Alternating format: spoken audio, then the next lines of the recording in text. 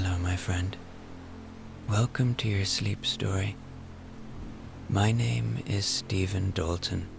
I'm an Irish storyteller, and it's my great privilege to be the voice that you listen to as you go to sleep tonight. I lived in London for a long time. It's where I trained to be an actor, and it's a place that I love with a great depth. And so tonight, I choose to take you there and to continue my series of cozy coffee shops in great cities around the world. But because we're in London, tonight it will be a tea room, a very cozy tea room, where you will learn about this great city and read some of its greatest literature, all the while enjoying the cozy atmosphere. Okay, let's do the relaxation session now, which will take a few minutes before tonight's sleep story. I'm going to count down from 10 to 1, and as I do, allow yourself to let go more and more. 10. Feel yourself supported in this moment. The support that is offered by your bed, or the floor, or whatever you might be sleeping on.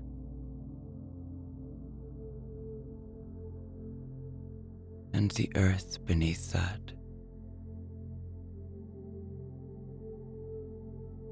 The earth supports us.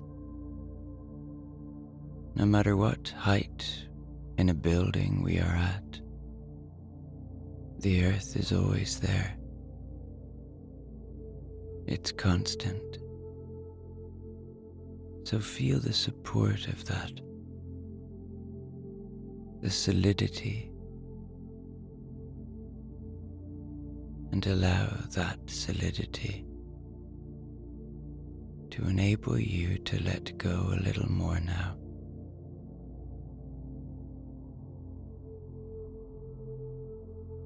Nine. Feel into your body now. Just notice whatever might be happening in your body. Where are you holding tonight? Are you holding in your feet? Are you holding in your hands? Are you holding in your face? Are you holding in your neck?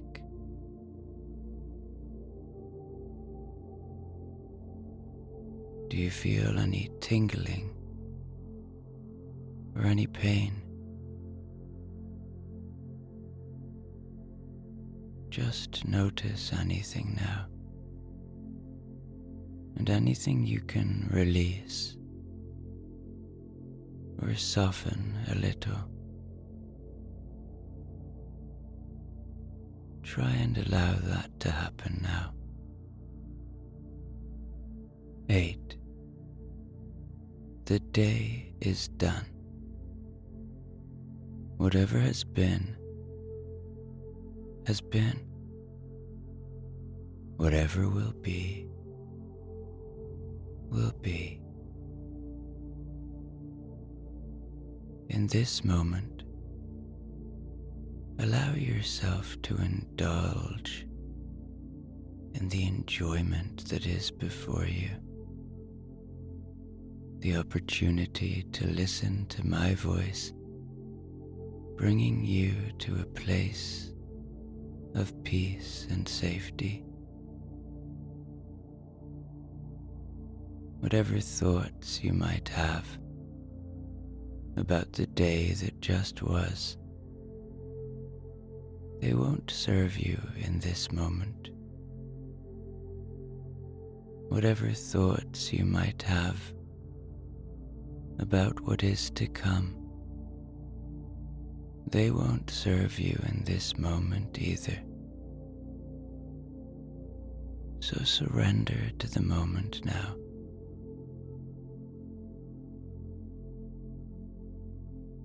Don't fight the thoughts.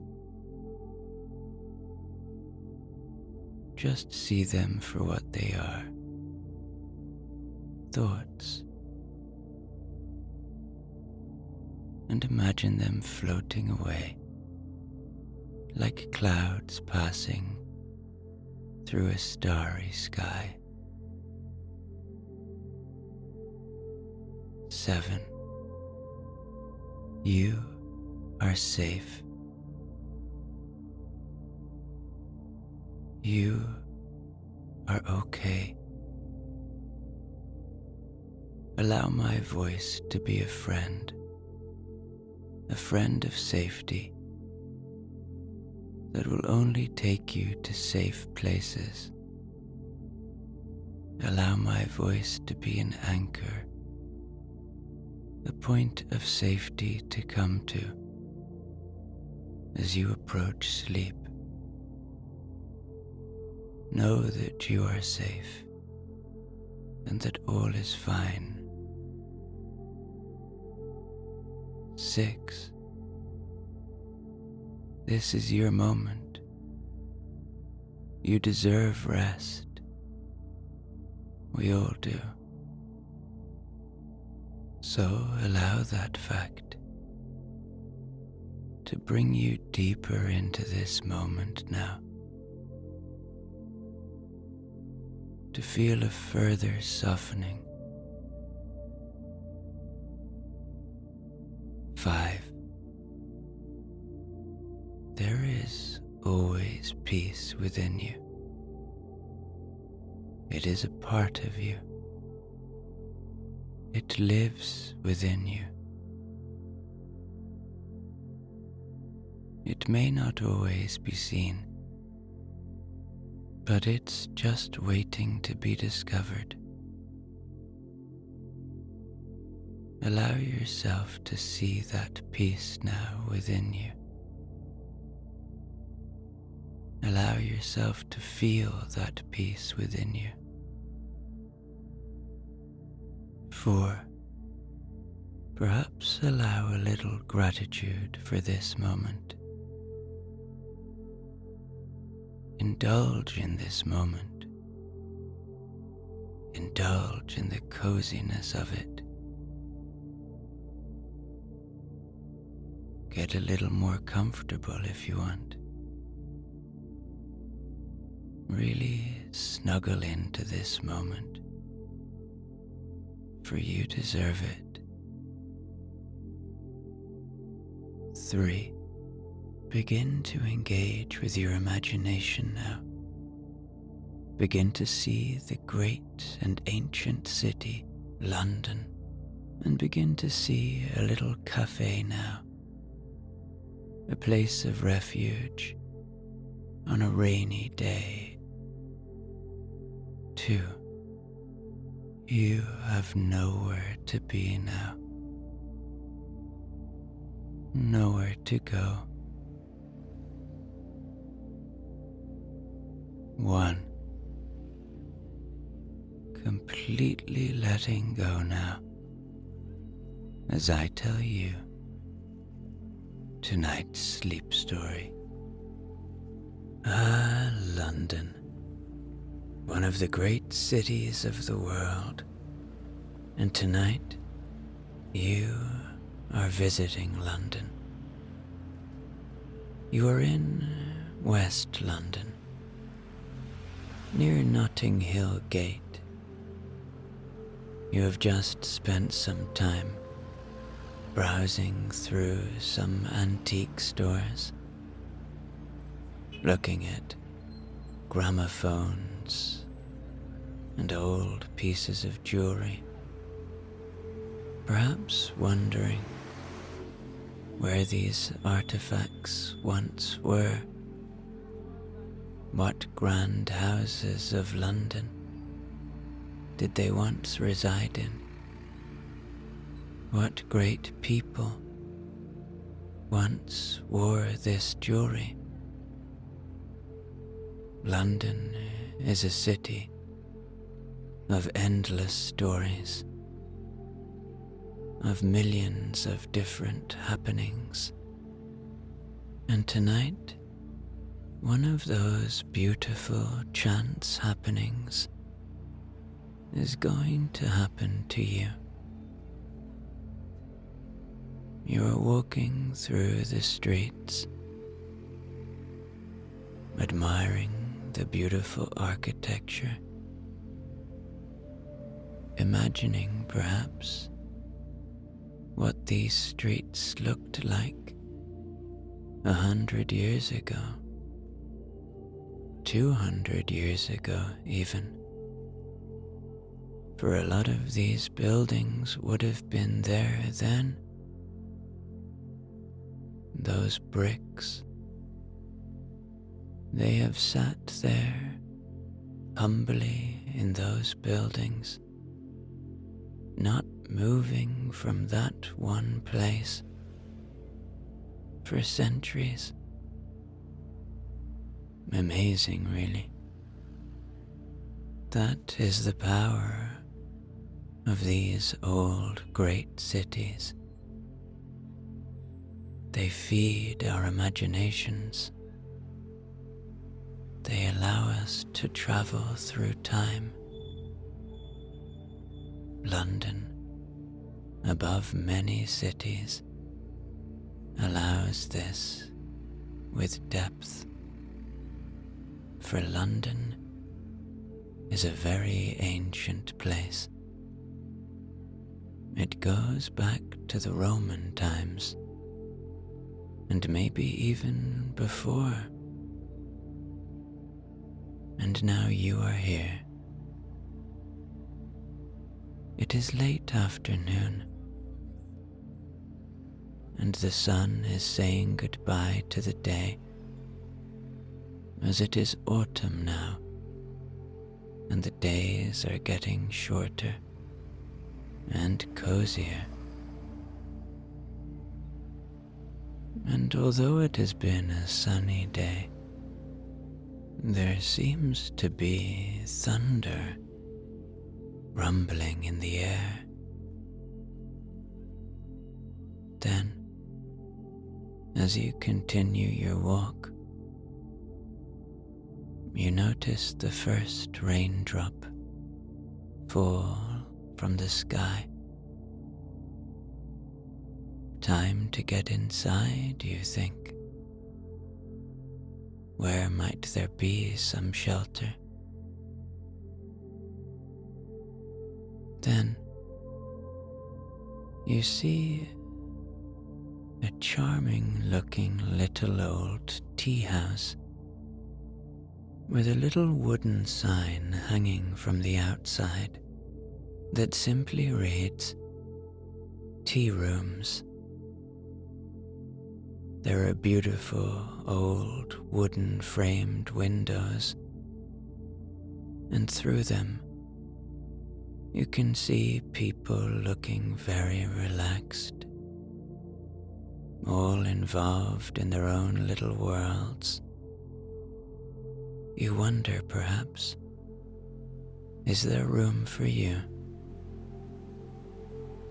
The rain starts to fall heavier, and you decide you must see if there's a seat.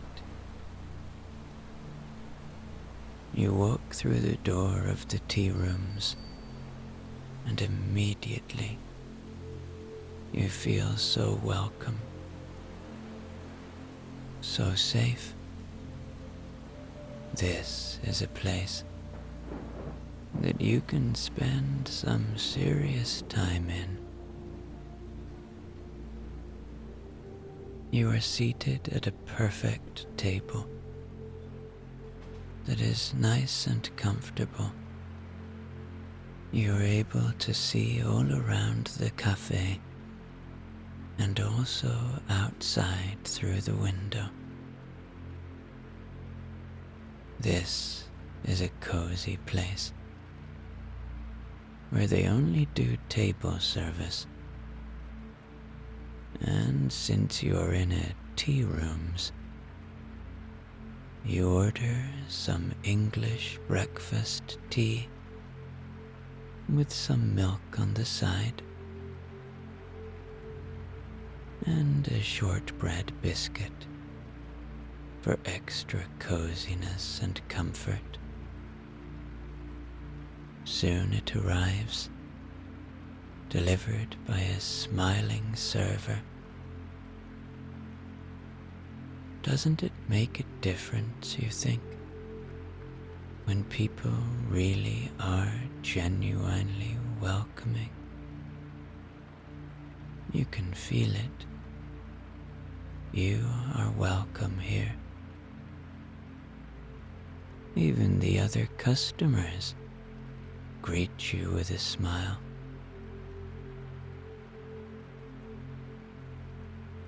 The interior is a delightful mishmash of vintage furnishings and quirky decor. Each piece tells a story of its own. The walls are adorned with framed photographs and paintings, capturing moments from this part of London's rich past. You look around at all of the different characters. Seated near the entrance is an elderly gentleman with a weathered face and twinkling eyes. He sits alone at a small table, cradling a cup of tea in his hands. His attire, a well-worn tweed jacket and a battered flat cap, speaks of a lifetime of adventures. Despite the lines etched into his face, there's a youthful twinkle in his eye as he gazes out the window, lost in thought. This man has seen different Londons over the years. He has seen the city evolve from being a town of empire to a city of modern delight, a city that attracts people from all over the world. In the corner booth, a young artist is hunched over a sketchpad, lost in her own world. Her wild curls tumble down her back. She is one of the city's young artists, contributing to the life of this place.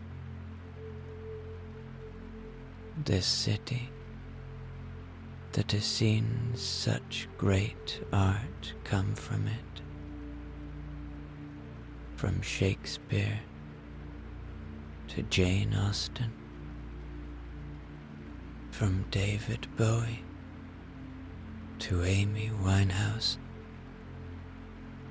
This is a city that is so alive with art and culture, and every element of contribution to its life is valued.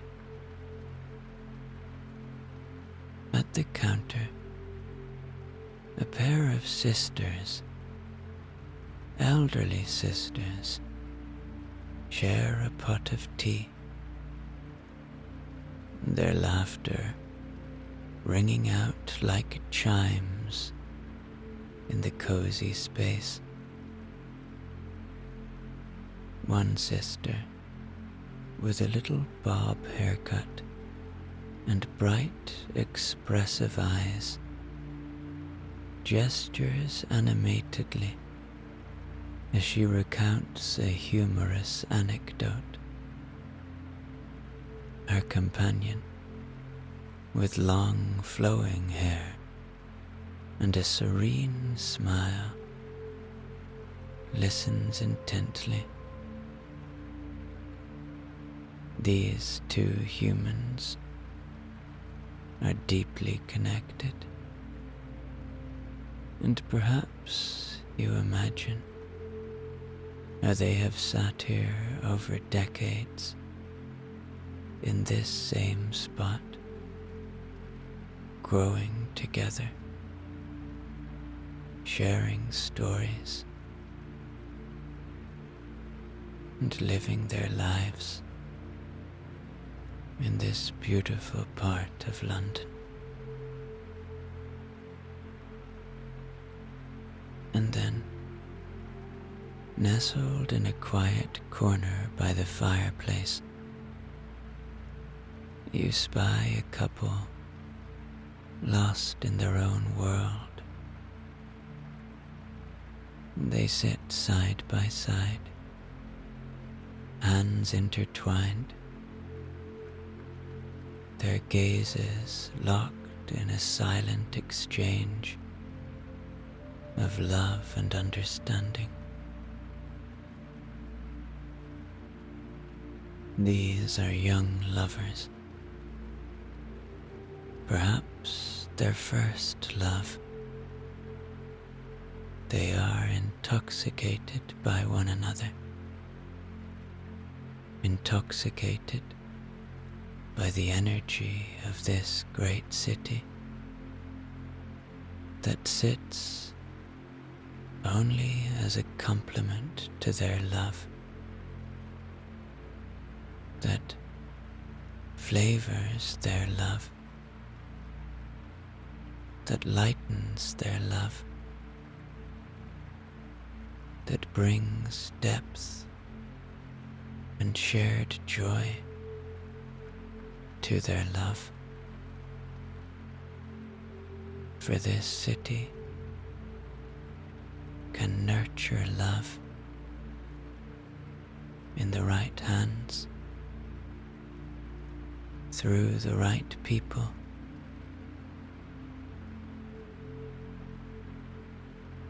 That's one of the things about cities.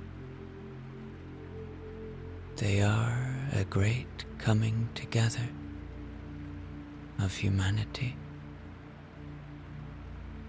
They do not exist through the hands of one human. Many humans must come together to build a city, to give life to a city. And this city, London, is one of the shining examples of that fact.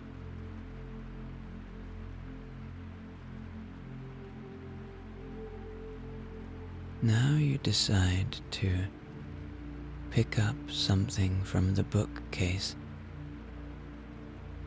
You walk over to it and spot something that perhaps not many people know about, but something that is fascinating nonetheless.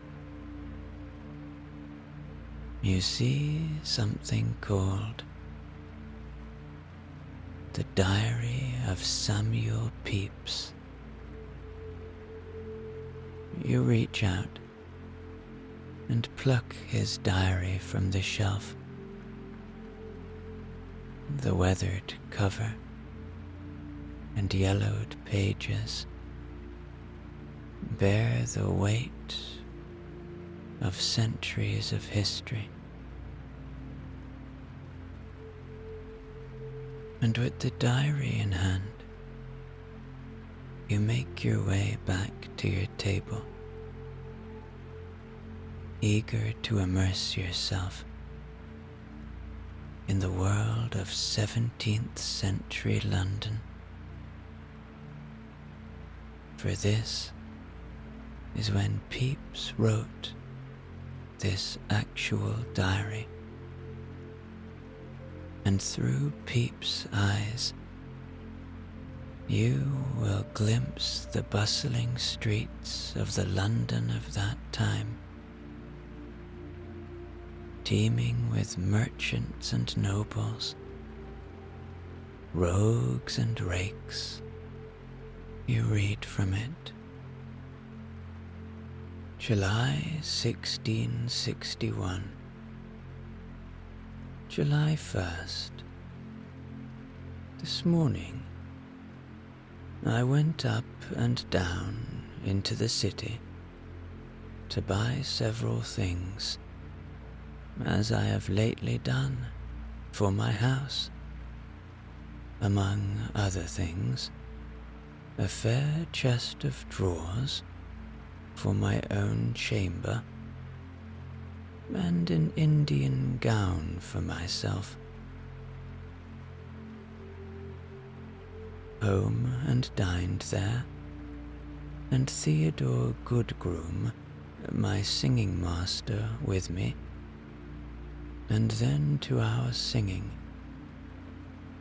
After that, to the office, and then home. 2nd of July.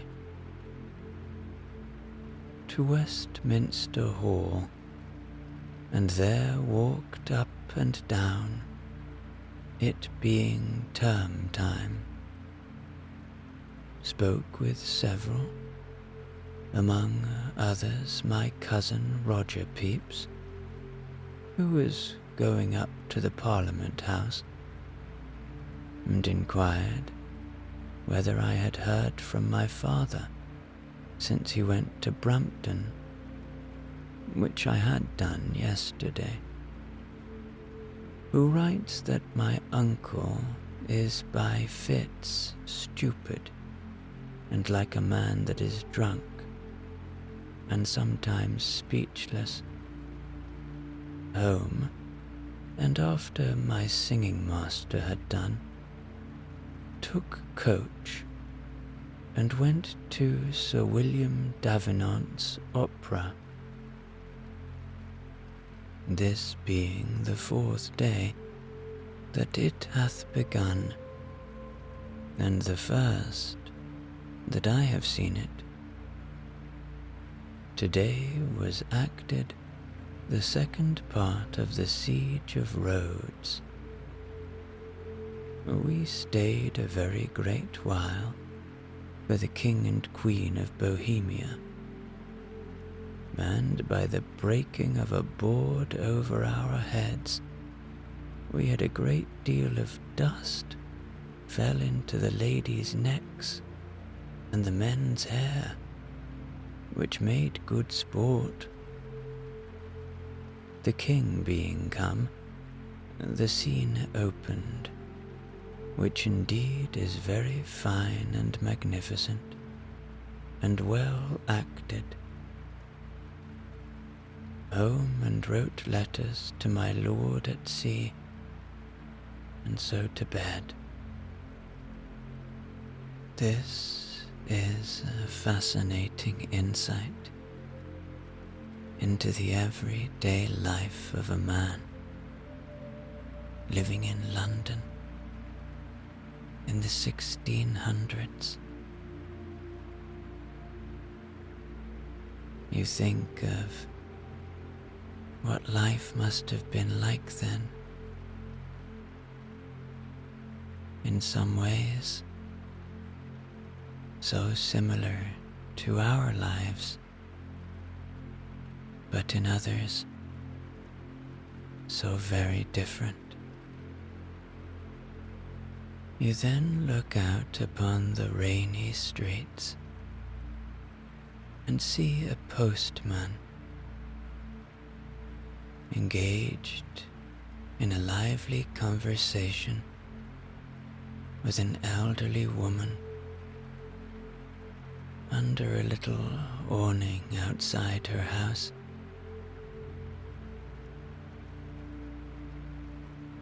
The postman exudes an air of familiarity and warmth as he gestures animatedly with his hands. His bicycle that sits against the wall is a relic from another era. It is like looking into the past, looking at this scene. It's a snapshot of what community is, and you can see that this old woman enjoys deeply the interaction with the postman.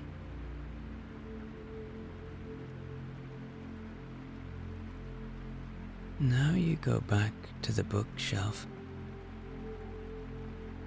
and you see something written by another great London writer,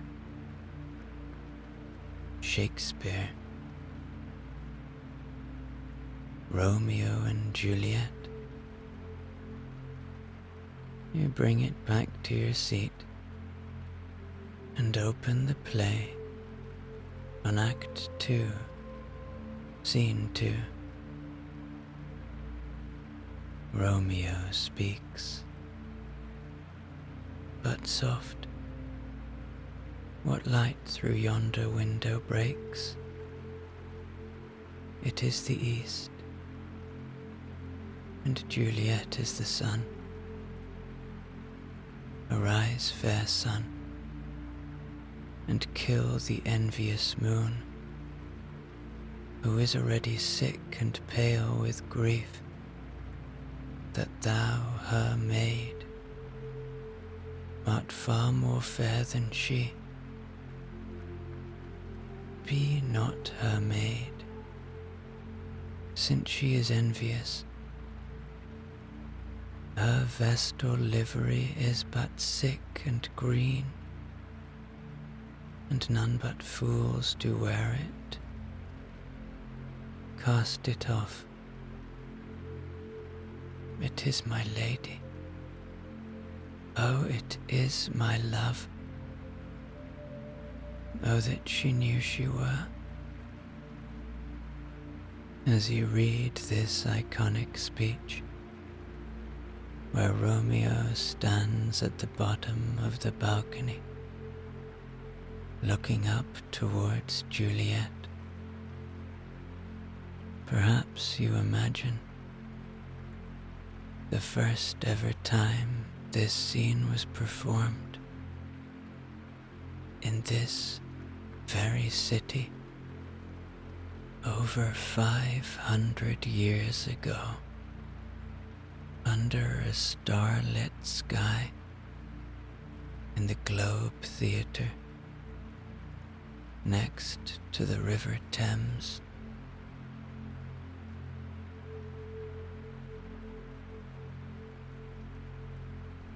Now you pick up a magazine that sits upon your table.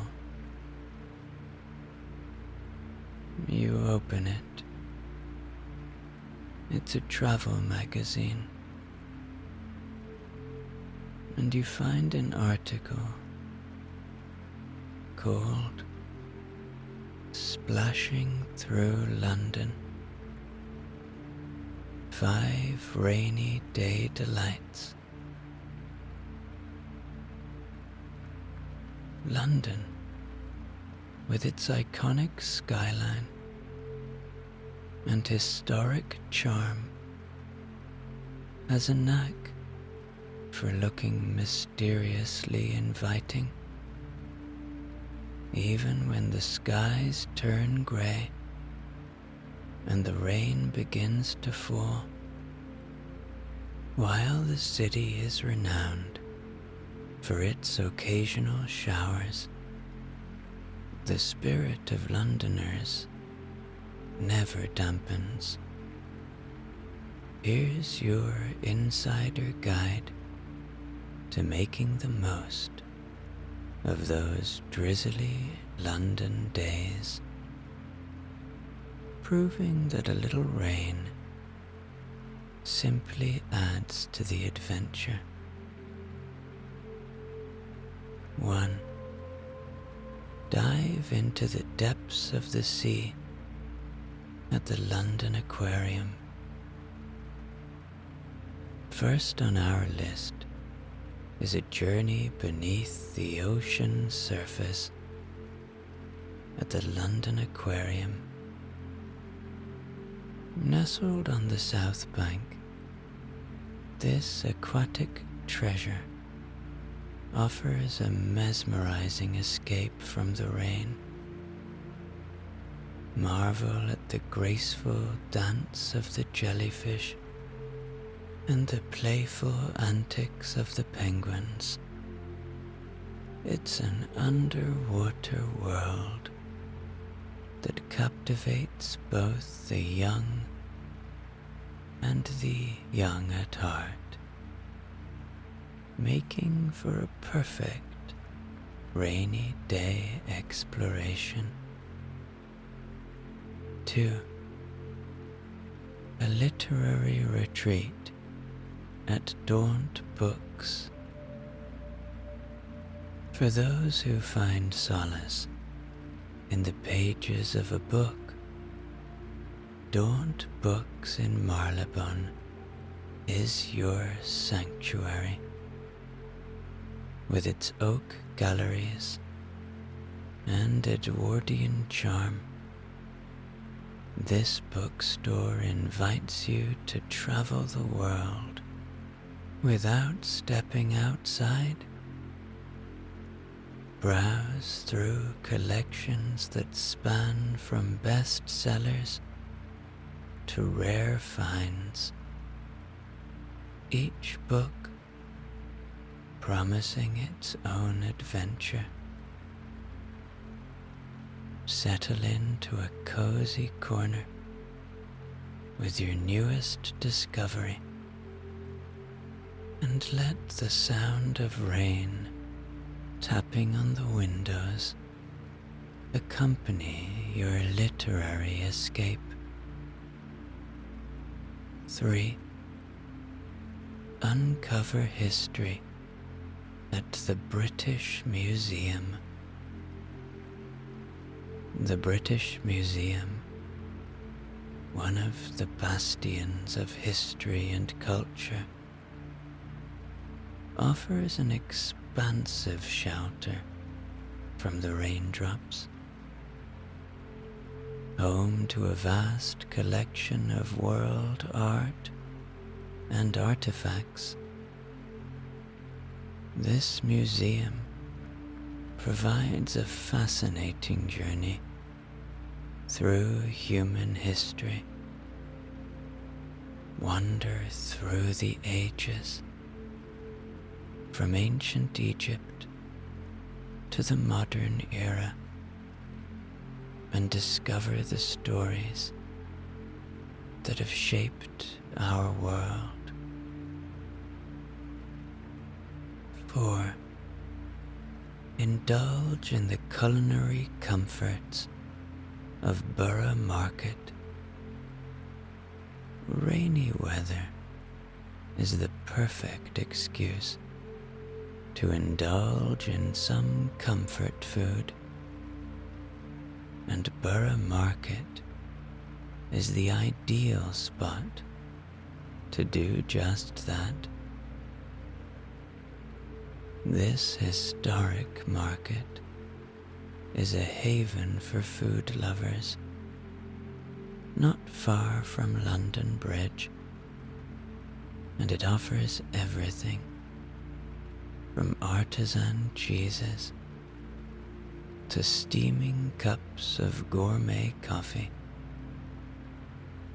Sample delicacies from around the world or grab ingredients to create your own rainy day feast at home.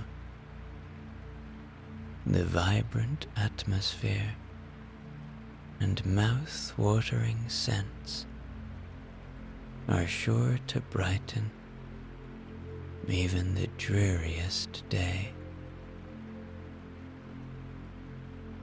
5. Embrace the rain with a walk along the Thames.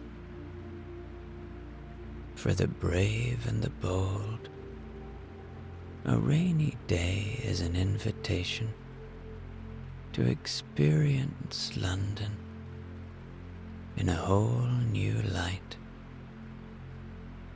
Don a raincoat, grab an umbrella, and embark on a walk along the River Thames. From Tower Bridge to the Houses of Parliament, and of course Big Ben, the city's iconic landmarks take on a kind of mystical light in the rain. Watch as the city reflects off the wet pavement, creating a scene that is quite beautiful all on its own.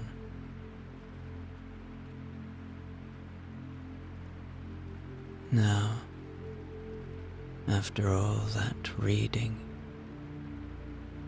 you sit back again and enjoy your comfortable seat.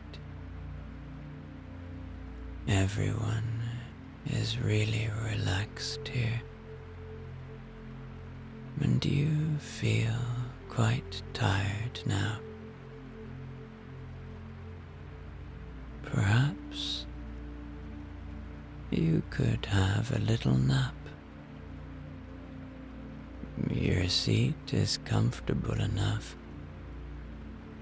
to really sink back into, and it seems like the staff won't mind. And so, your eyes become heavier and heavier as you continue to enjoy the sound of the rain against the window and the comfort of this cozy tea room in the great city of London.